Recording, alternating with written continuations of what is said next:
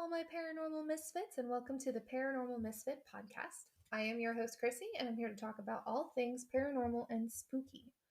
From experience that I or someone else has had, to the shows, movies, and books, to lores and legends, and to the places known for the paranormal. I'm going to talk about all of it. I myself am a believer with a healthy set of skepticism. You'll hear my thoughts and feelings about different topics revolving around the paranormal, so cozy up with your favorite beverage of choice and listen along. Good evening, all my paranormal misfits. Welcome back to a new episode, and I am so excited for tonight. So the last episode that I covered was the movie Consecration, and tonight I'm going to take you guys into the regions of Alabama and talk about one of their most famous cryptids, White Thang. Okay, so let's go ahead and get it on. So first things first, I want to give a huge shout out to not only Pinterest, but I want to give a couple of shout outs. So first is to Pinterest because um without the pins that I see like on a daily basis on there about different cryptids, I have a weird feed. But about cryptids and haunted places and stuff like that, like I wouldn't know a quarter of the stuff of what to research and what to look at without that. And that also goes to the people who create the pins. I don't know how to call them anything. And then a huge shout out for all the different cryptid groups and websites because some of this is not very easy information to find. So now that that's out of the way, let's go ahead and move ourselves into the hot ass state of Alabama. And I only know this because I live in Florida and it's fucking summertime and it's absolutely horrendous right now.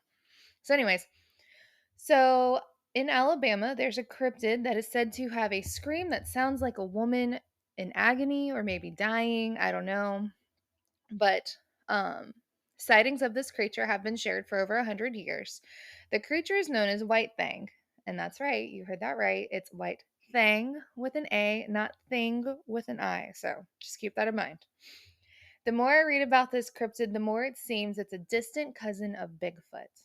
With the description of White Thang, um, there's a few different, there's some variations, but for the most part, it kind of follows this route. So it's 7 to 8 feet tall, covered in white hair, screams like a woman. Sometimes it runs away on all fours. Sometimes it's standing up on all twos, can jump really high, all sorts of things. But for the most part, it's a very tall, humanoid-looking creature with covered in white hair and lets us scream out like a woman in agony, dying, whatever. So, while I said that um, while what it resembles varies, one person has said it looks like a dog, another said it looks like a lion, an alien humanoid, an albino bear. One even went as far to say that it looks like a kangaroo. One thing is for certain that anyone who has ever peeped this creature in their lifetime never felt threatened by it, but was only terrified with the scream that it lets out, right? That and the nastiest stench ever on whatever planet. They said if you smell something that smells like death and dead fish and all sorts of things, you have most likely crossed the path of the White Thing. So, on a couple of websites. So, one of the websites I really like to peep when it comes to cryptids is the cryptocrew.com. They have a fairly decent article on this one. There's a quote because while the sightings have been for about over 100 years, a lot of the sightings were really captured in the 1930s, 40s time period and on. So there's a quote from the 1940s about a man named George Norris and his sighting of it. And it states, Old man George Norris, seen it over there in Ian Graveyard. And he said it looked like a lion, bushy betwixt a dog and a lion. It was white and slick with long hair. It had a slick tail, down on the end of the tail, a big old bush of hair. He leant up against the tree and fell asleep. When he woke up, the sun was rising and the White Thing was just laying there right beside him and it was looking at him. And he didn't offer to hurt him or nothing. So it's not really out of, well, at least based off most of these stories. It doesn't seem like it's trying to harm anyone, just trying to live its life. So anyways, so it's been said among the different stories revolving around this cryptid that it's almost normal, kind of like how you would see like a raccoon or a deer. It's almost normal to see the sighting of the white thing. There's stories of women who would see it, like in the forest line while they're, it watches the women from the forest line while they're like, hanging up the laundry on the clothesline or whatever. Or, people knew they would probably see a sighting of the white thing if there was a funeral happening. So there's that. Another story I found said there's a story of an old woman who heard a commotion outside of her house one summer night. Figuring some animal was in her garden patch or perhaps disturbing her dogs, she grabbed her hoe and headed outdoors. She was surprised to see her dogs cowering and whimpering on the porch. She headed for her garden, which was next to the house. There she found White Thang helping itself to vegetables from the garden plot. Well, at least it eats healthy, right? Um, Both she and the creature startled each other. The creature dropped the vegetables, ran past her on all fours, heading to the woods. So there's that. There's also a more recent story because, got to do some digging. And Reddit is one of them places that you might find a story. I will say also, I haven't had a chance to dive deep into it, but there's a Facebook group too, which I'll also link in the show notes, just in case you decide you want to go read up on this thing.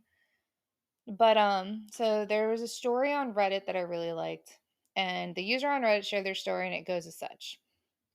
Probably 20 years ago, we were visiting my sister-in-law in Guntersville State Park campground. We left after dark, and our kids were in the back seat asleep.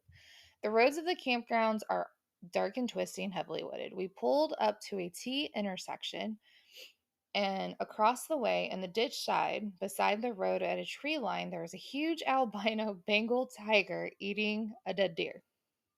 At least that's what I saw and told myself. And it made my blood run cold. I couldn't even speak. I saw it as I was making the turn and the headlights swept over it. My rational mind kicked in and I thought it was probably a dog or even some white trash bags, but I saw its eyes and bloody mouth. I looked over at my wife and she was pale and clutching the seat rest. I finally said, "Did you see that?" And she said shakily, "Yeah, I saw something." And without prompting her to what I thought I saw, I said, "What did it look like to you?" She said, "It looked like a big white tiger eating a deer." And to this day, I hate myself for not turning around, but honestly, I was too freaked out.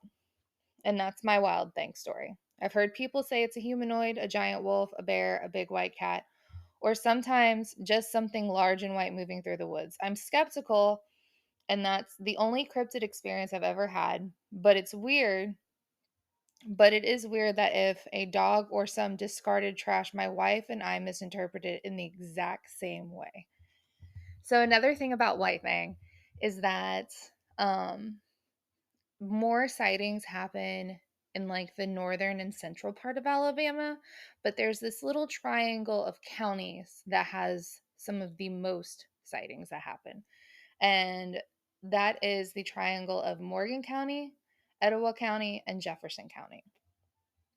So people have reported sightings in Walnut Grove, Moody's Chapel, Happy Hollow, and Wheeler Wildlife Refuge. And these are just to name a few.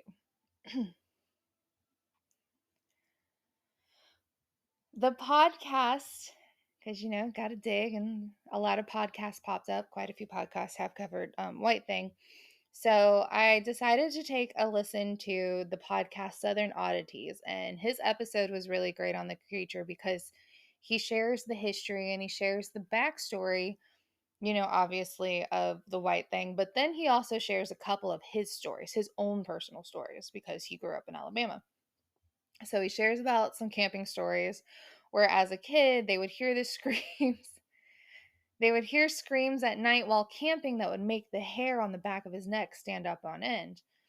And he said it wasn't until years later where he was talking to his uncle, and his uncle's like, "Oh yeah, that was the White Thing."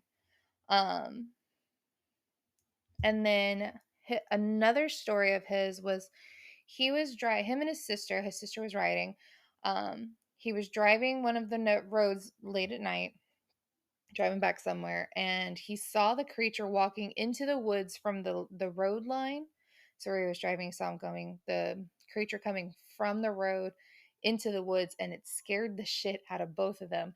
And his mom tried to rationalize it as, oh, you just saw like a pile a pile of white trash bags. It seems like everyone wants to go into, oh, you just saw trash bags. But I don't know how trash bags would move like that, really. So that's just my thing. Another good podcast was, and it was a quick one, but it was Campfire Adventures. Gives really good insight into the stories and sightings about White Thing. He shares a few different stories that people have shared and also the history. So it's been fun because you type it in, you get some cool. I'm like halfway tempted to get a couple of t-shirts and hoodies I saw online that people made for White Thing because I'm that kind of person. But for the most part,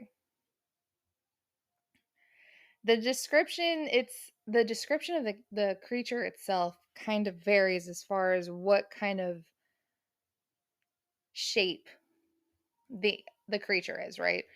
You get a dog, you get obviously the guy that was sharing his story said a white, what was it, a white tiger? Bengal? You get people saying it looks like an albino bear, looks like an alien and humanoid, cousin of Bigfoot, all sorts of things. And honestly, it kind of reminds me, and I don't know if it's all of them. I haven't really paid attention. My youngest loves watching Monster Hunters on Discovery Plus, and it's not really him watching, it's more him falling asleep.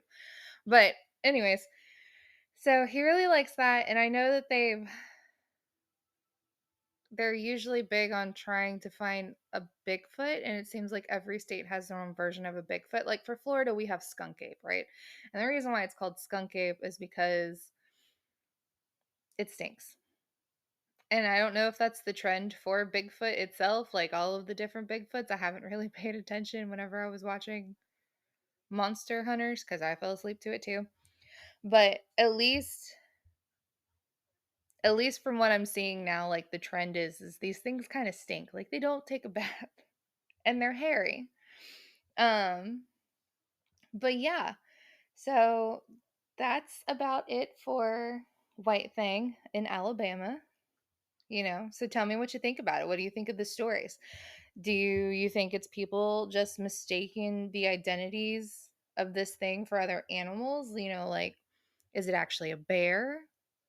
I don't know how the cat part works, but I could see it being a bear, or even like, maybe one of the monkeys from the Tarzan movie in the 40s here in Florida, migrated up to Alabama and decided to go wreak some havoc. Who knows?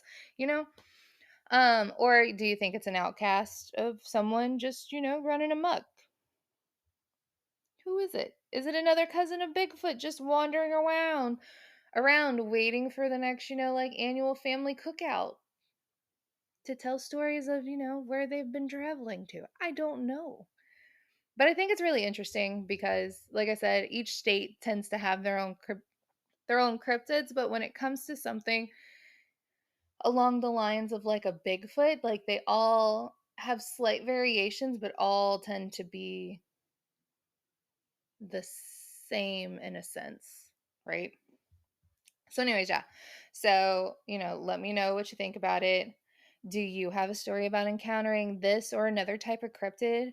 I'd love to hear about it and share it on the next cryptid episode. And if you want to share your personal thoughts or encounters, you can definitely send me a message over IG or send me an email at paranormalmisfitpod@gmail.com.